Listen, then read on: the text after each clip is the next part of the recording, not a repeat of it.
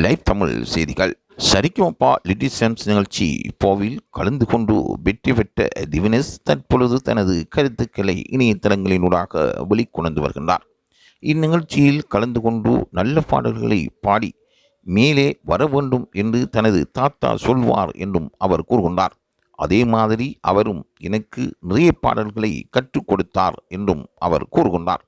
தாத்தா வீட்டில் பாடுகின்ற பாடல்களை கேட்டு தான் பழகி கொண்டதாகவும் அந்த பாடல்களை என்னுடைய அப்பா அம்மாவிடம் பாடி கமிஷன் பணத்தை பெற்றுக்கொண்டதாகவும் அவர் கூறுகின்றார்.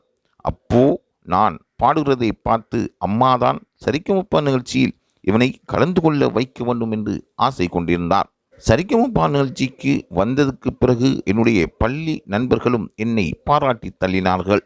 நிகழ்ச்சியுடைய ஃபைனலிஸ்ட் நான் தான் வெற்றி பெறுவேன் என்றும் தனக்கு அறியாமல் இந்த நிகழ்வு நடந்திருக்கின்றது என்றும் தான் உணர்வதாக கூறுகின்றார்.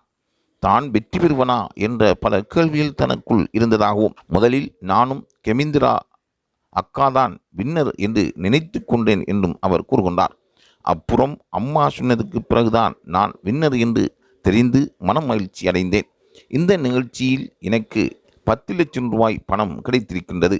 அதை வச்சு என்னுடைய குடும்ப கடன்களை நான் தீர்க்கப் போகின்றேன், அந்த கடன்களுக்கு முற்றுப்புள்ளி வைக்கப் போகின்றேன் என்றும் அவர் கூறுகின்றார்.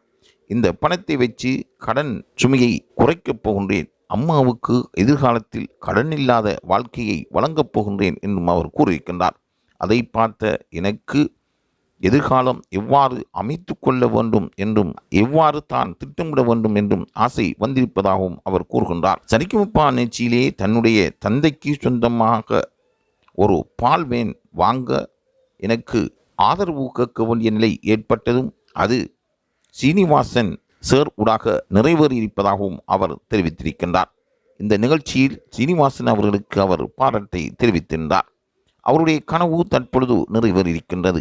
ஆகவே பலரின் கனவுக்கு முற்றுப்புள்ளி வைக்கும் கனவுகளை நிறைவேற்றும் ஒரு இடமாக சரிகமபா மேடை அமைந்திருப்பது பாராட்டத்தக்கதாகும். ஆகவே சரிகமபா நிகழ்ச்சியும் அதில் பங்கு பெற்றுகின்றவர்களின் தேவைகளை நிறைவேறுவதற்கு வாழ்த்துக்களை தெரிவிக்கின்றோம்.